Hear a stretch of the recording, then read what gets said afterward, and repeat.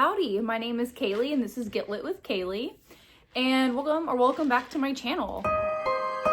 It's lit! Get it? Okay, I'm done. We're gonna be talking about my top reads of 2025. And I wanted to make this a short and sweet video with my top 10 reads, but I just simply could not do that, you guys. I had like 20, I want to say, books last year that were over a 4.5. Whenever I'm reading a book and rating them, I may have said this on my channel before, or I'm not sure, but I rate based off, well, vibes and feeling and how the book made me feel after I finished it, while I was reading it. Did I take something out of it? I read to learn and to experience. And sometimes I just read to disassociate. I mean, I don't know. I feel like there are different books that that scratch different itches for me. You know, it's kind of like eating food. Like, you would not want to eat stew.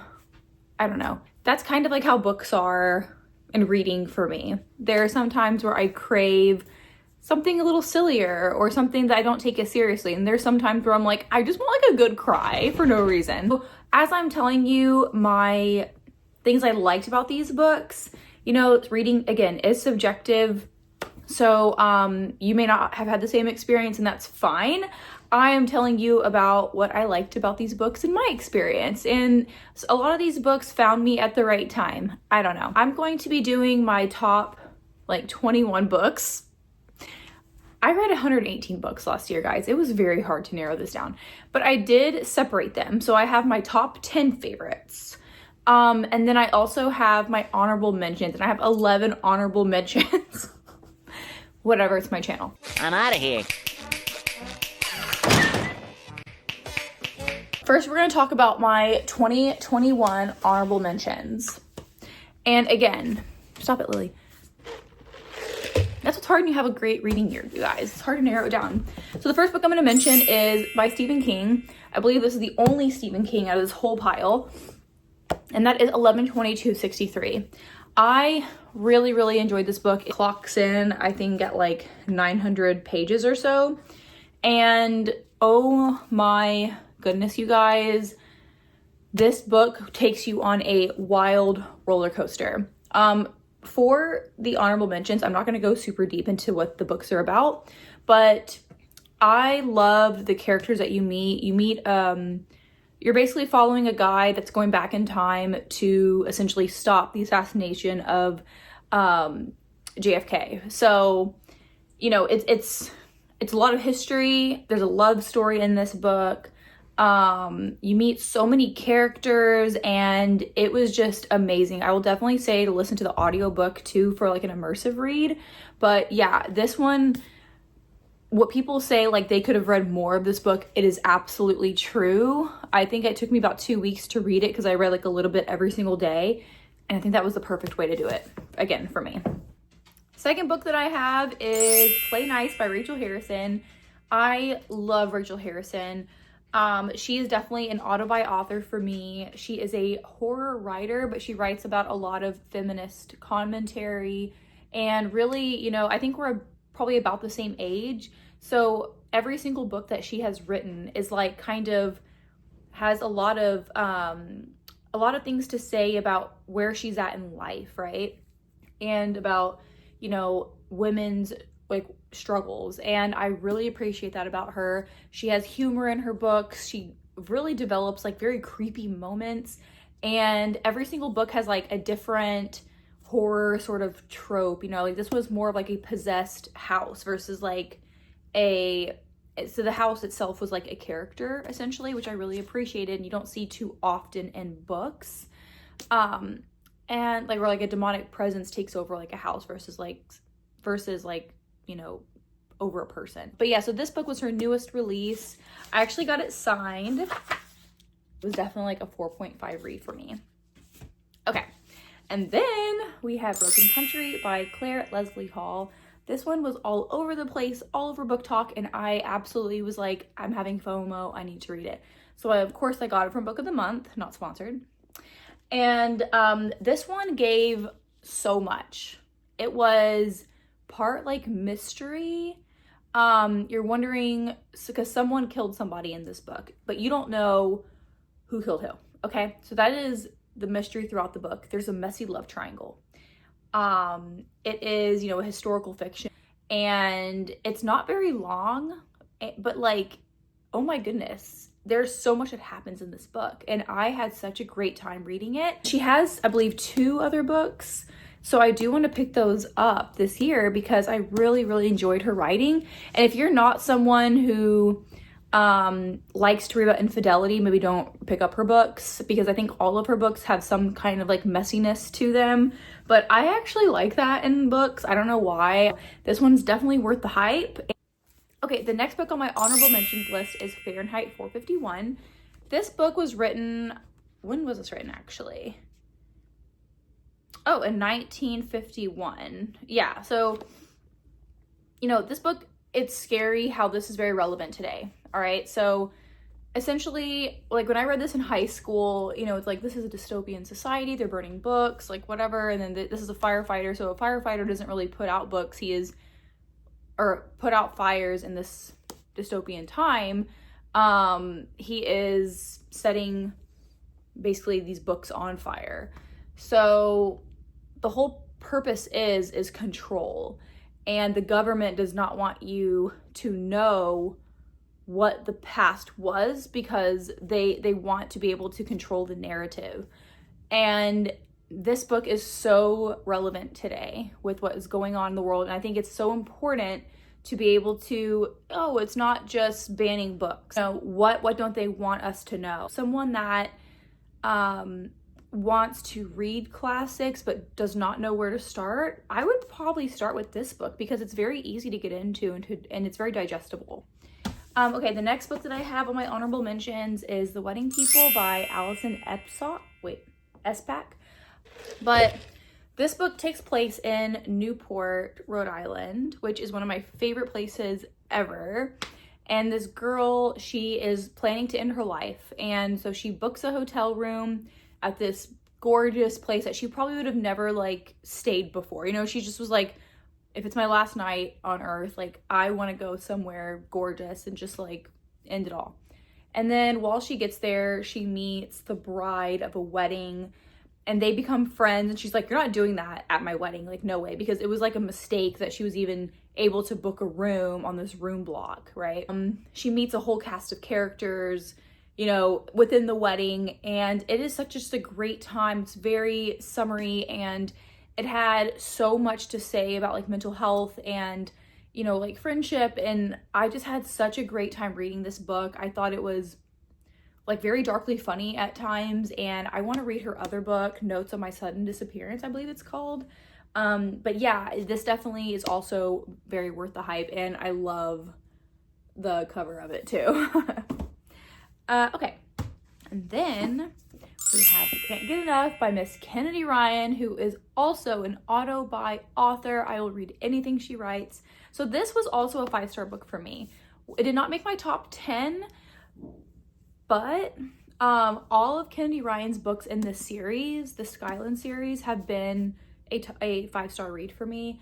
I think I like the first one the best because I'm a sucker for a second chance romance. But yeah, this book is like a billionaire romance, and I absolutely ate it up. I love the way he treated her. The character, what's her name? Hendrix. So you meet Hendrix throughout the other 2 books, and she is just like a force, okay? And she is someone who knows who she is. She's very confident, and she gets what she wants. Like, she is such a talented romance writer. Like, please pick up her books. I cannot wait to read Real. It's a Harlem Renaissance. It's gonna be a new series from her. But yeah, anything she puts out, I will read. So, all right, guys, last 4 books on my honorable mentions, and then we're gonna get into the meat and potatoes of this video, which is my top 10 of the year. All right, Atmosphere by Kaylee Jenkins Reid. She did release this around my birthday. So it was in the summer. I read it, like, I think I finished it like on June 24th, like right after my birthday. And I was obsessed with this book. It was very, very good. It takes place in Houston, which if you didn't know, that's where I'm from.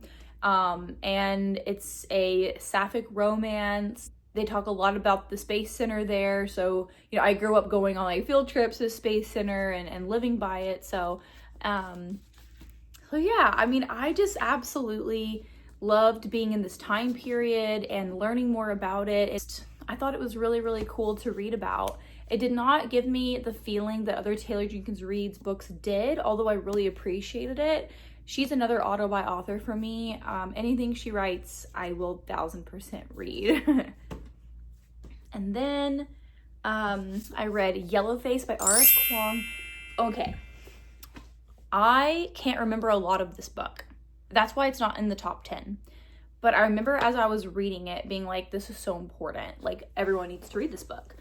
I've only read Babel and then this book by her, and I have to say, like, I am very, very intimidated by the Poppy War, but I cannot wait to read it, and I do want to read Catabasis. So this book has is very different from Babel, as it's set, you know, in like today's time period. And it's definitely more of like a contemporary fiction versus like a fantasy, like Babel and her other books are set in. I definitely think though that R.F. Kwong can do it all. She is like a genius, first of all. And this book is, you know, it's about a girl who basically takes another author's work and claims it as her own. And she is haunted by it. It's about a white author who steals another author's work. And you are not really rooting for her, but you are interested to see like what goes on, because there are very like flawed people and morally great characters. And so if that's something that you like to read about, I definitely think it has a lot to say about the publishing industry and diversity, and it's definitely something that I think everyone should read. Okay, beginning of the year, I did pick up Lights Out by Nevessa Allen. Remember how in the beginning of the video, I was saying like, different books do different things for me, right? This book is like atmosphere, Yellowface. This book, is this a piece of literature that's going to win a Pulitzer Prize or something like that? No. But guess what? I thought it was freaking hilarious. It was dark. I love a dark romance. And it was messed up and freaky. And you know what? I had such a good time listening to it. I was like, oh, it's a stalker romance. I had such a good time with it. I thought it was great. I finished it being like, wow, that was a ride. And when I want something like this, this is what I want. Was the second book good? No, it was not. I did not like the second book. Will I read the third book? Absolutely, I will. All right, guys, last book on this list. The last book on this list is, of course, James by Percival Everett. This book did not make my top 10, but it was probably between this one and one other one. But like, I think this book is amazing. I think this should actually be taught in school. And honestly, it had so much to say about the time period. And so this is a retelling of Huckleberry Finn, but it's told from Jim's perspective. And you meet Jim. He is a father and a husband, and he's about to be sold. And he doesn't know if he'll ever see his family again. So he's like, I'm getting out of here. I'm going to, you know, and then like try to buy them. Like I'm going to go become a free person, and then I'm going to try to come back and buy my wife and my daughter. That way that I can free them as well. So he helps Finn along the way. You meet people that you actually, I think, meet in the actual book or in Huckleberry Finn. Do I think that you need to read Huckleberry Finn before you read this? No. I think it would be helpful maybe to have it like, I read it in school, so I kind of remembered certain things about it. If you've never read Huckleberry Finn, or like know what it's about, I would say maybe get like a recap or something from YouTube or TikTok or whatever, just for like some context, but you do not need to read it. You can absolutely go into this book by itself. I think it's a very, very important story, and I can definitely see why this book is so heavily awarded, because it is definitely a piece of literature that will be studied from here on out. Okay guys, now we are on to the meat and potatoes of this video. And that is my top 10 favorite books. I'm not going to spend too much time with each book, so I don't make this super long, but I'm going to tell you a little bit more and expand versus what I did with the honorable mentions, okay? So, first book we have to talk about is Red Rising by Pierce Brown. Oh my god, this was so good. Look how many tabs I did. This is the first book in a 7 or 8 book series. The newest one comes out this year. And I've heard, you know, it's science fiction, it's fantasy. I am not the biggest fantasy reader. I say as I have all these fantasy books behind me.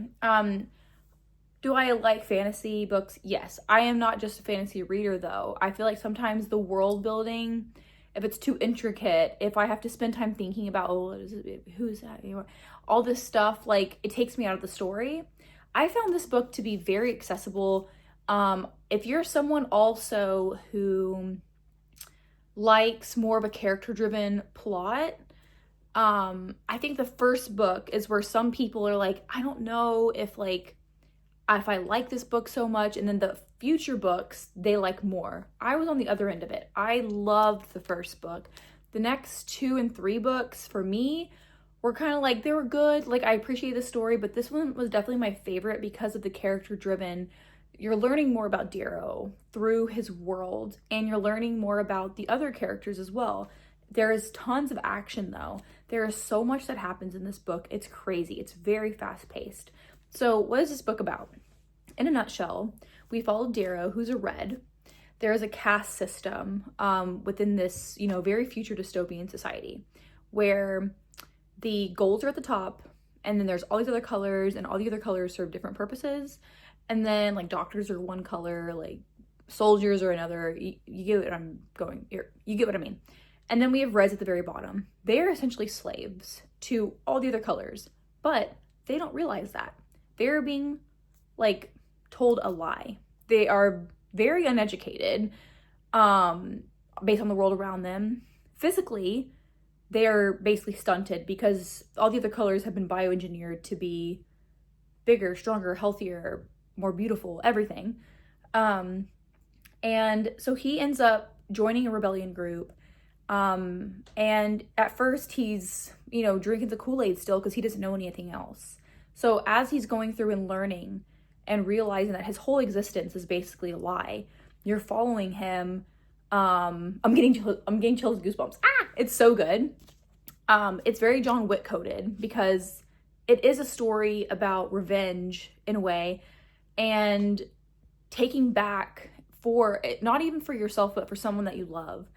And, you know, there's a lot of found family vibes in this book because you're meeting people and who he gets kind of linked up with. And I think so much happens in this book alone. And then in the future books too, where other authors could have made this book like 3 books.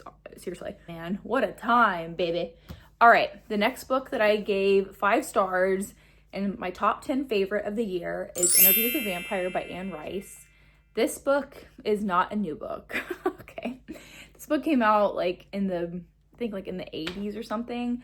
I watched the movie, of course, with Brad Pitt and Tom Cruise and Kirsten Dunst, but I was like, let me read the book. And there is a show now too on HBO that's actually pretty good. It's very different though. The show kind of incorporates things about the first and second book in this series. Anyways, I'm getting ahead of myself. This book is told not in an interview format, but basically you have Lewis, who is a vampire, and he's being interviewed by a journalist, and he's basically telling him, the whole book is Lewis telling the journalist essentially my life story, and this is how I became a vampire, and this is what happened and whatever. And so while you're learning about him, you're learning about the world and his struggles, and you see a lot of growth from him. But I just had a really great time with it. I found this to be super easy to get into also. Yeah, because I was worried, is the writing going to be really hard for me to understand, or I don't know, whatever. But it wasn't. And the second book about Lestat was not my favorite, but it's definitely necessary for the series. But this book was very, very good, and I would definitely recommend during Halloween. Okay, now, so you're following them and their marriage and the people around them. It was so good. I think that if you like Jessa Hastings' writing style, but you want the banter of Emily Henry, maybe read this one. You won't know until you read it, but yeah, I'm definitely excited about Blue Sisters, and I will read anything else that this author puts out. Okay, then we have Small Great Things by Jodi Picoult. I read last year, I want to say like 5 Jodi Picoult books. She is now a new favorite author for me. Y'all, oh my god, I still think about this book. It is little and unassuming, and I actually got this book on the day I got engaged. Aww. Okay, anyway, but yeah, see, Love Struck books. Special. Anywho, Jodi Picoult is one of my favorite authors because she writes, so she's a contemporary fiction writer. Some of her books have like mysterious elements, but at the heart of them, there's usually a court case and some kind of controversial subject. You're following usually a bunch of people and how all these things kind of intertwine, or all their stories connect in some way. She writes, like, you can tell that she has researched so much into everything that she's writing. Her characters are so well developed and crazy, and oh my gosh. So basically in this one, you're following a woman. She's a nurse. She's a Black nurse, okay? And she works in labor and delivery. And she helps to deliver a baby of a member of the Klan, okay? She doesn't realize this. She knows that the people are very rude and they don't want her to touch the baby or whatever. Well, something ends up happening to this baby while she's in the room, and she gets blamed, and I was floored with this one. This one is definitely my favorite one of the ones I've read from her. And after I read a couple more, maybe I'll do like a tier ranking video of my Jodi Picoult books that I've read so far. But yeah, this one's definitely, y'all pick this one up. It says so much, and it made me laugh, made me cry, made me pissed off, but I think it's extremely necessary. Then we have, all right, so y'all, this is my top 5. Again, these are in no particular order, but like, these are definitely like, actually, yes, there was an order because these are my top 5. But these are not in any order. Hi. I realized that I did not talk about my other, this is future Kaylee, editing Kaylee. I did not talk about one of the books. It was not physically in front of me because I don't have a copy of it physically. I listened to this book. But anyway, it is Down the Drain by Julia Fox. It's one of my nonfictions that I read in 2025, and I absolutely loved it. That was the most wild audiobook, first of all, and most wild story. Whenever I heard of Julia Fox, I just knew her as Kanye West's girlfriend. Like, I did not realize anything about this woman. I learned more about her, obviously, in her memoir, and oh my gosh, she has lived 1,000 lives. Her experiences and, you know, what she had to endure, like, I was just floored with, one, the writing. It was so compelling and tragic and really, like, beautifully written, honestly, in a weird way. And yeah, I want a physical copy of that book. I really do. But I would definitely say to check your trigger warnings before you read or you listen to or read that book. But it was an incredible audiobook experience, and her life is so interesting, and I have such an appreciation for her now, way more than I did just seeing her in tabloids and on social media. So yeah, definitely if you're wanting a good memoir, or maybe you're like, I don't know where to start with memoirs, but I love the movie Girl Interrupted. Read that book. I think that you would really enjoy it, and it might get you into memoirs and nonfiction. Okay, bye.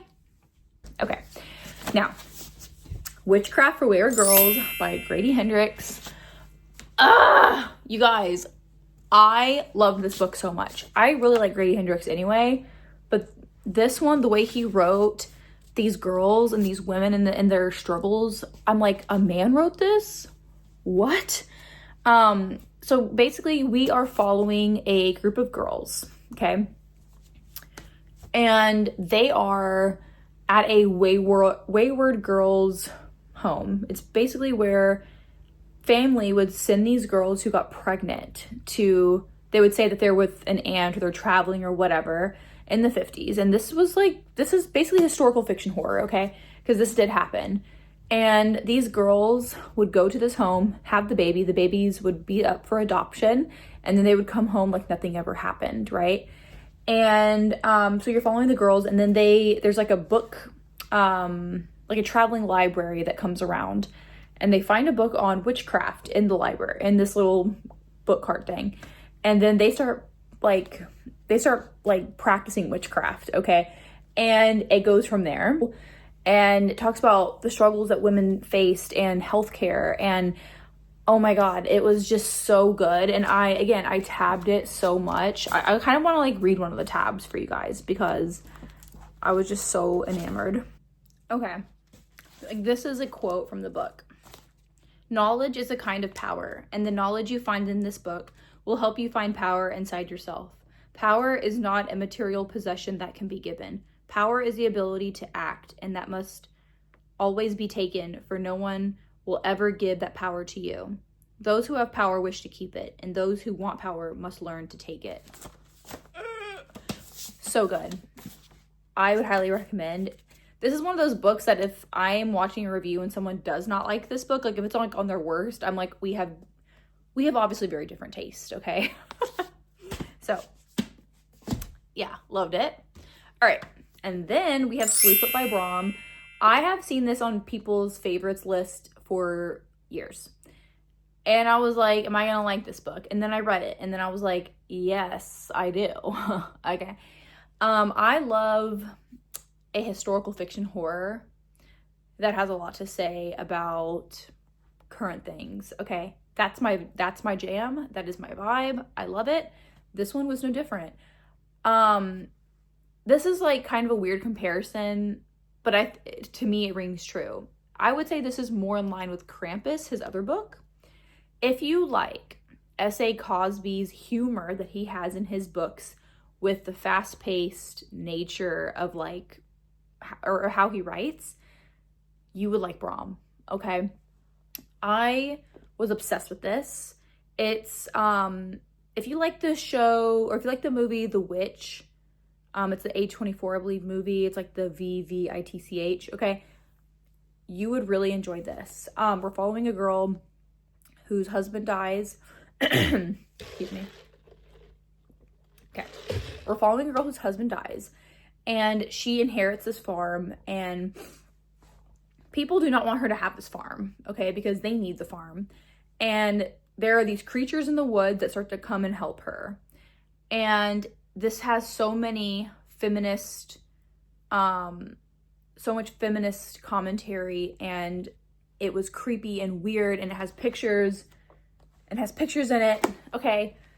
And I loved every minute of it. And I read Krampus also this year. I love this one more though, but I loved Krampus too. And if that is an indication about Brom's other books, you know, 2026 is the year of Brom. I will be reading all of them. But yeah, this was so good and definitely worth the hype. Okay, guys, now we have the last 3 books. So we have Kingdom of Ash by Sarah J. Maas. I actually wanted to incorporate half of this series in this video, but I didn't feel like holding up half the series. So we're just gonna hold up the last book. But I think this year, it was like one of my first few reads of the year. I want to say like I finished the first 3 in 2024. And then from Queen of Shadows on, I think that was like one of my first books of the year. Anyway, it doesn't matter. This is a 5-star book for me. Or actually the whole series is 5 stars for me. I loved every single book. I love the witches. Yes, absolutely 100%. Did I love ACOTAR? No, not really. I do want to reread ACOTAR before the next book comes out, but I will say Kingdom of Ash, Throne of Glass, that whole series, all those characters, I still think about. That is like my favorite probably series. But it's a fantasy series and you're following an assassin, but it's so much more than that. That is like 0.00001% of what the book's actually about. I can't really say too much about the whole series without giving it away, but it's about friendship and love and, you know, standing up for your people and, you know, sacrifice is another big theme in that series. And the main character is one of my favorite female main characters ever. But yeah, you just have to read it. It's incredible. It's incredible. Then, of course, we have an S.A. Cosby book on this list. Duh! He is probably one of my favorite authors. He's one of my favorite authors. I am obsessed with his writing. I think that he can do no wrong. This is, I believe, going to be a series too. And I don't know when the next one comes out, but I am chomping at the bit because now I have officially read everything he's ever written. And I'm sad because now there's nothing else new to read.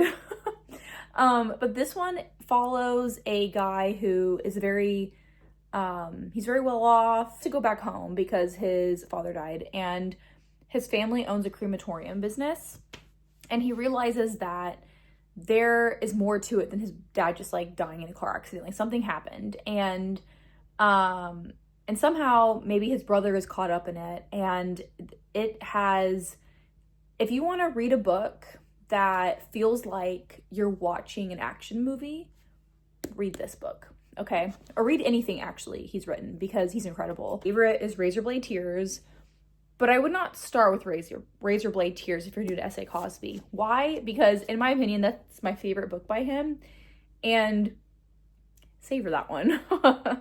But this one was so good.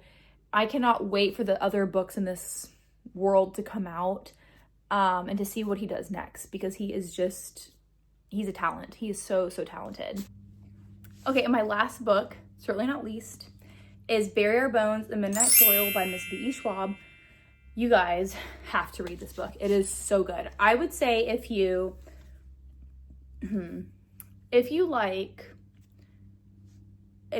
loved Invisible Life by Addie LaRue and you loved A Dowry of Blood, I would say to read this. The themes of A Dowry of Blood and the writing style of Addie LaRue, okay? B.E. Schwab is amazing. I love the way that even though you're bouncing around from different character POVs to totally different time periods, it never took me out of the story, not even one time. I would say to physically read this book because one of my friends did try to listen to it and it was very confusing for her because of the different time jumps, right? And I could totally see that. I don't know if I would have appreciated the book as much if I did not physically read it like with my eyeballs. This story is so good. You're following one of the characters over like centuries, okay? So, or a couple of the characters, I guess, over centuries. And so it's almost like a historical fiction a little bit too.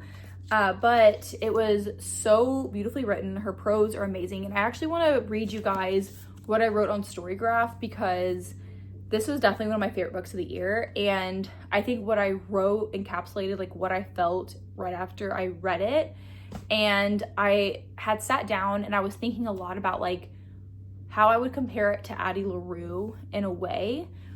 Because with vampire, I feel like I could do a whole TED talk on this, okay?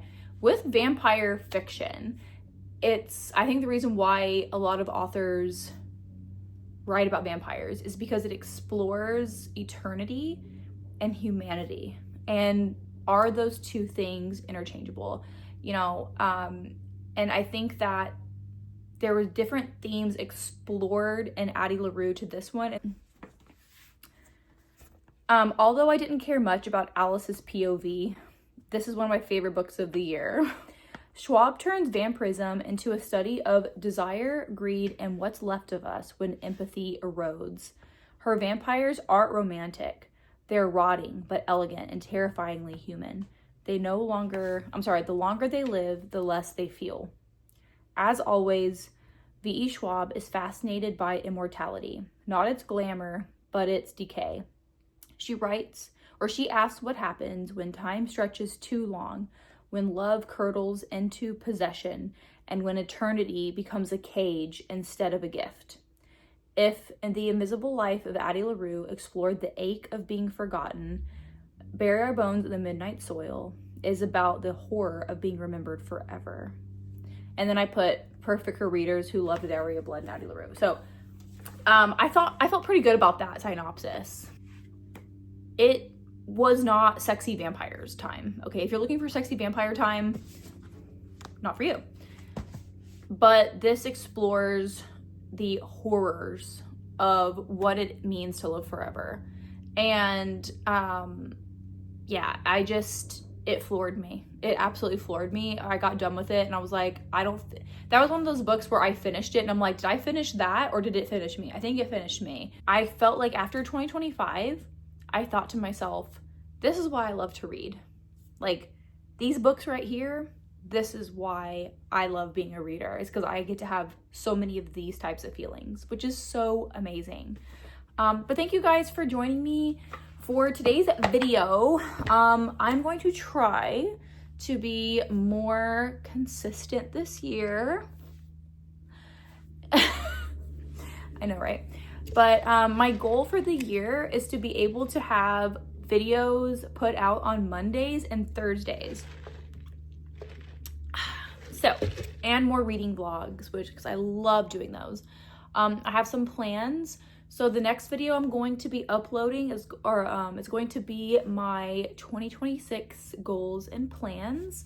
So be looking out for that so you can see what is coming up in my channel. Again, thank you so much for being here today. Remember to take care of yourself. And if you've read any of these books that I've listed or that I've talked about today, put it down below and let me know what you thought of them. But thank you so much again for your time. And again, remember, take care of yourself and like and subscribe. Okay, bye.